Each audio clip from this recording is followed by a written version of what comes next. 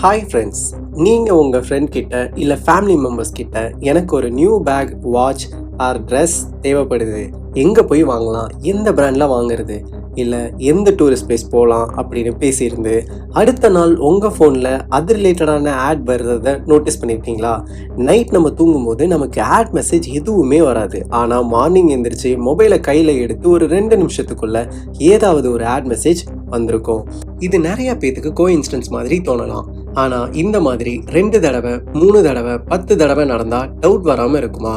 இந்த வீடியோவில் இதெல்லாம் எப்படி நடக்குது, வாட்ஸ்அப்பில் இருக்க என்கிரிப்டட் சேட் உண்மையாகவே யாராலையும் பார்க்க முடியாதா, உங்கள் வாய்ஸ் மட்டும் இல்லை ஆக்ஷனை வச்சு என்ன பண்ணுறாங்க, ஃபோன் ஆல்வேஸ் நம்மளை ஸ்பை பண்ண முடியுமா, யார்கிட்ட நம்ம டேட்டா போகுது, அவங்களுக்கு அதனால என்ன யூஸ், இதிலிருந்து தப்பிக்க நம்ம என்னெல்லாம் பண்ணலாம், இதெல்லாம் பற்றி தான் இந்த வீடியோவில் பார்க்க போகிறோம்.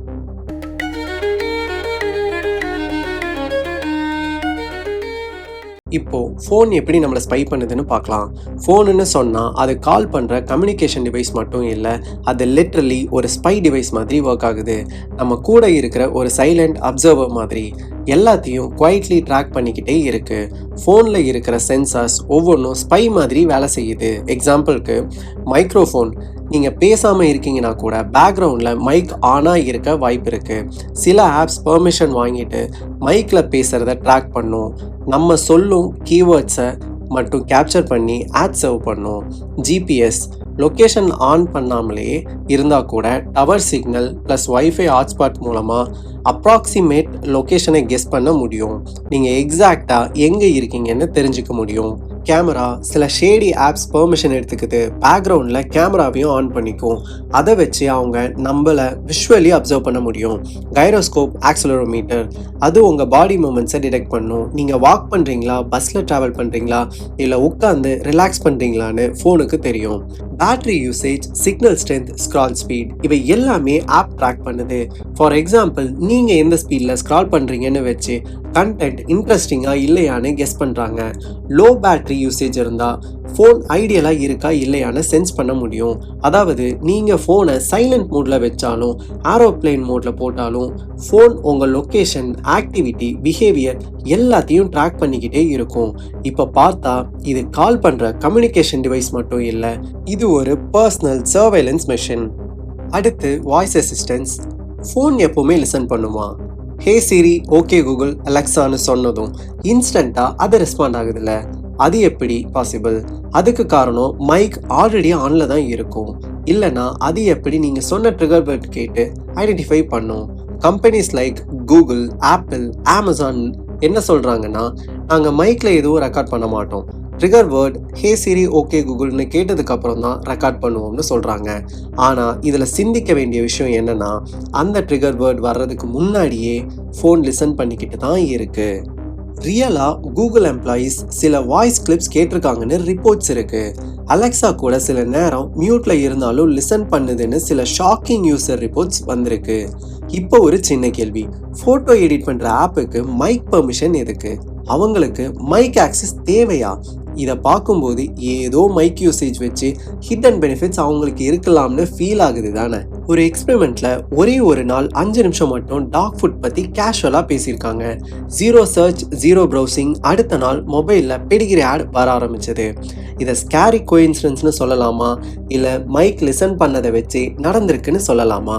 இப்போ பார்த்தா நம்ம ஃபோன் லிட்ரலி நம்ம பேசுகிறத கேட்குறது ஒரு டிஜிட்டல் ஸ்பை மாதிரி இருக்குது. அதனால் எந்த ஆப் மைக் பெர்மிஷன் கொடுக்குறீங்க, எப்படி பேசுகிறீங்கன்னு கேர்ஃபுல்லாக இருக்கணும். அடுத்து கோஇன்சிடென்ஸா ஆல்கரிதமா? இப்போ நம்ம ஃபோன் காட்டுற ஆட் மைண்ட் ரீடிங் மாதிரியே இருக்கேன்னு சில நேரம் ஃபீல் ஆகுதா? நாம் என்ன நினைக்கிறோமோ அதே மாதிரி ஆட் வந்திருக்கா? ஆனால் இதெல்லாம் பிளாக் மேஜிக் இல்லை, டெக்னாலஜிக் தான்.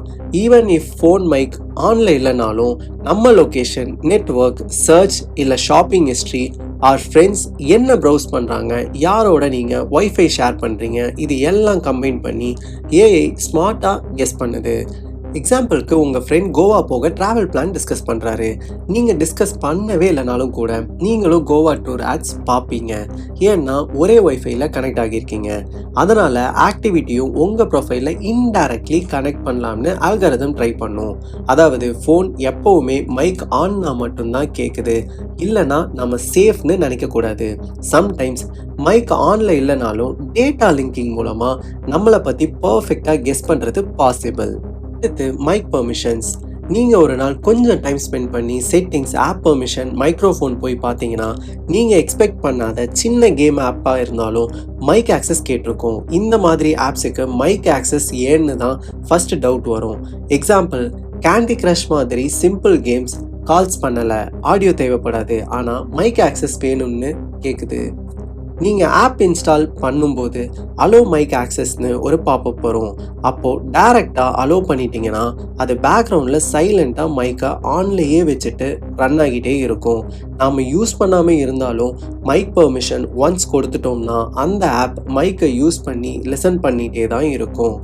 ஐஃபோனில் iOS 14 மேலே இருக்க வெர்ஷன்ஸ் மற்றும் ஆண்ட்ராய்டில் 12 வெர்ஷனுக்கு மேலே இருக்கிற டிவைஸில் ஒரு green dot and orange dot screen top கார்னரில் காட்டும். இதில் மீனிங் என்னென்னா அந்த செகண்டில் ஏதோ ஒரு ஆப் கேமரா ஆர் மைக்கை யூஸ் பண்ணுதுன்னு இண்டிகேஷன்.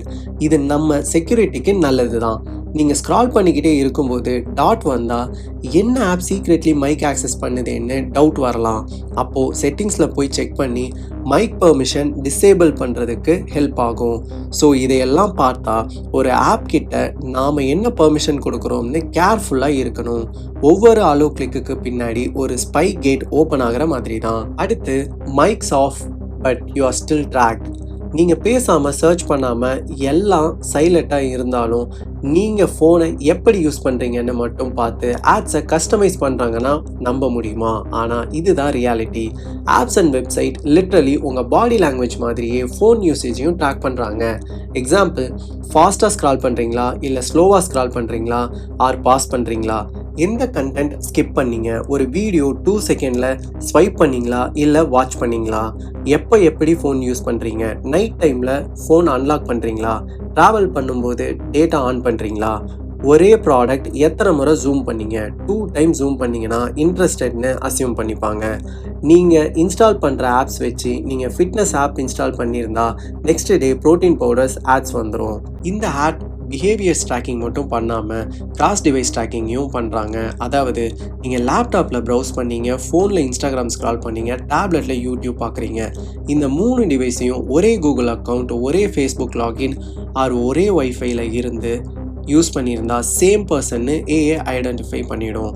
ஸோ நீங்கள் லேப்டாப்பில் சர்ச் பண்ணின இன்ஃபோக்கு ஃபோனில் ஆட் வந்தால் அது ஒன்றும் மேஜிக் இல்லை, இதுதான் modern tracking system. So next time நீங்கள் நான் பேசலை, சர்ச் பண்ணலை, ஆட் எப்படி வந்துச்சுன்னு நினச்சிங்கன்னா உங்கள் moment plus behaviour plus network plus device எல்லாத்தையும் கம்பைன் பண்ணி உங்களுக்கு என்ன தேவைப்படுதுன்னு கெஸ் பண்ணி ஆட் சர்வ் பண்ணுறாங்கன்னு புரிஞ்சுக்கோங்க. அடுத்து டேட்டா யாருக்கு போகுது? Apps, data brokers, ad platforms, real time action, finally ads உங்கள் ஸ்க்ரீனுக்கு. அதாவது நீங்கள் எந்த ஆப்பில் என்ன பண்ணீங்கன்னு ட்ராக் பண்ணி அந்த டேட்டா ஒரு third party data broker collect பண்ணி அதை கூகுள் ஆட்ஸ், ஃபேஸ்புக் ஆட்ஸ் மாதிரி ஆட் பிளாட்ஃபார்முக்கு கொடுக்குறாங்க. அங்கே தான் இன்ட்ரெஸ்டிங்கான விஷயம் நடக்குது. ரியல் டைம் ஆட் சிஸ்டமில் உங்கள் ஃபோனோட details, device ID, IP address, browser fingerprints, even scroll speed எல்லாம் பண்டில் ஆகுது. அந்த இன்ஃபோவை வச்சு இவங்க தான் ரைட் கஸ்டமர்னு அல்காரிதம் டிசைட் பண்ணும். அந்த செகண்ட்லேயே ரியல் டைம் ஆக்ஷன் நடக்குது.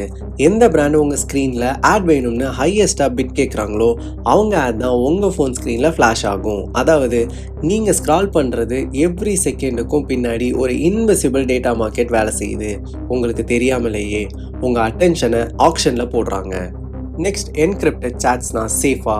வாட்ஸ்அப்பில் எண்ட் டு எண்ட் என்கிரிப்ஷன் இருக்குது. அதாவது நீங்கள் அனுப்புகிற மெசேஜ் தேர்ட் பார்ட்டி யாருக்கும் படிக்க முடியாது, ஈவன் வாட்ஸ்அப் கூட. ஸோ இதை பேஸ் பண்ணி நிறைய பேர் இது ரொம்ப சேஃப்னு நம்புகிறாங்க. ஆனால் அந்த செக்யூரிட்டியில் ஒரு ஹிடன் ட்விஸ்ட் இருக்குது. வாட்ஸ்அப் மெசேஜ் கண்டென்ட் என்கிரிப்ட் பண்ணுறாங்க, தட்ஸ் ட்ரூ.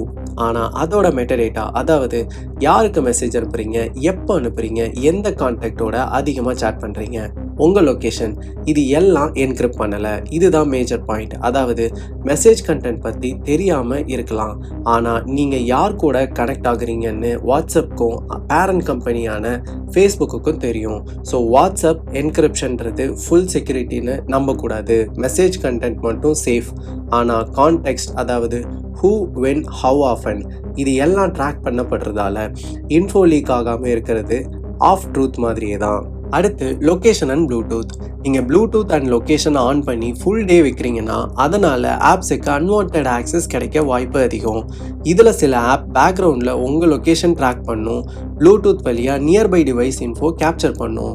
எக்ஸாம்பிளுக்கு ஒரு ஷாப்பிங் ஆப் இன்ஸ்டால் பண்ணிங்கன்னா அது நியர்பை ஸ்டோர்ஸ் காட்டணும்னு சொல்லி லொக்கேஷன் ஆக்சஸ் கேட்கும். அதுக்கு ஆன் பண்ணிங்கன்னா அந்த ஆப் க்ளோஸ் பண்ணிட்டாலும் பேக்ரவுண்டில் லொக்கேஷனை சேகரிக்கலாம். அதே மாதிரி ப்ளூடூத் ஆனில் வச்சா சம் ஆப்ஸ் நியர்பை டிவைஸை ஸ்கேன் பண்ணி யூசர் பிஹேவியரை அனலைஸ் பண்ணும், even if you are not using Bluetooth actively. ஃபைனலாக நம்ம என்ன செய்யலாம்? இது ஒரு முக்கியமான பார்ட். இவ்வளோ ட்ராக்கிங், ஸ்பையிங், ப்ரிடிக்டிங் நடக்கிறப்போ நாம் என்ன செய்யலாம் அப்படின்னு யோசனை வருதில்ல. அதுக்கான சிம்பிள் பட் பவர்ஃபுல் ஸ்டெப் சொல்கிறேன். நீங்கள் 100% ஸ்பையை ஸ்டாப் பண்ண முடியாது. மினிமம் டேட்டா லீக் ஆகாமல் பார்த்துக்கலாம். பெர்மிஷன்ஸ் செக் பண்ணுங்கள். செட்டிங்ஸ், ஆப் பெர்மிஷன் போய் மைக், கேமரா, லொக்கேஷன் ஆக்சஸ் யாருக்கெல்லாம் அன்ரெஸ்ட்ரிக்டடாக இருக்குன்னு செக் பண்ணுங்கள். அவசியம் இல்லாத ஆப்ஸுக்கு டினை ஆர் ஆஸ்க் எவ்ரி டைம்னு வச்சு ரெஸ்ட்ரிக்ட் பண்ணுங்கள். பேக்ரவுண்ட் டேட்டா ரெஸ்ட்ரிக்ட் பண்ணுங்கள். சம் ஆப்ஸ் பேக்ரவுண்டில் microphone, GPS and even internet access பண்ணும். அதனால் பேக்ரவுண்ட் ஆக்டிவிட்டியை மேனுவலாக பிளாக் பண்ணலாம். ஃபேக் ட்ரிகர்ஸ்க்கு ஃபூல் ஆகாதீங்க. அலோ மைக் ஆக்சஸ்னு வித்தவுட் ரீடிங் ஓகே பண்ணுறது அவாய்ட் பண்ணுங்கள். ஸ்மால் கேம் ஆப்ஸ், ஃப்ளாஷ்லைட் ஆப்ஸுக்கு மைக் பெர்மிஷன் கேட்டால் அதுக்கு ஆக்சஸ் கொடுக்கணுமான்னு யோசிங்க. ப்ரைவசி ஃபோக்கஸ்ட் ஆப்ஸ் யூஸ் பண்ணலாம். ப்ரௌசர், பிரேவ் ப்ரௌசர் யூஸ் பண்ணலாம். சர்ச் என்ஜின், DuckDuckGo யூஸ் பண்ணலாம். மெசேஜிங், சிக்னல்ன்ற ஆப் யூஸ் பண்ணலாம். It will take very minimal data. இந்த ஆப்ஸ் மோஸ்ட்லி ட்ராக்கிங்கை பிளாக் பண்ணும், but anything is not always 100%.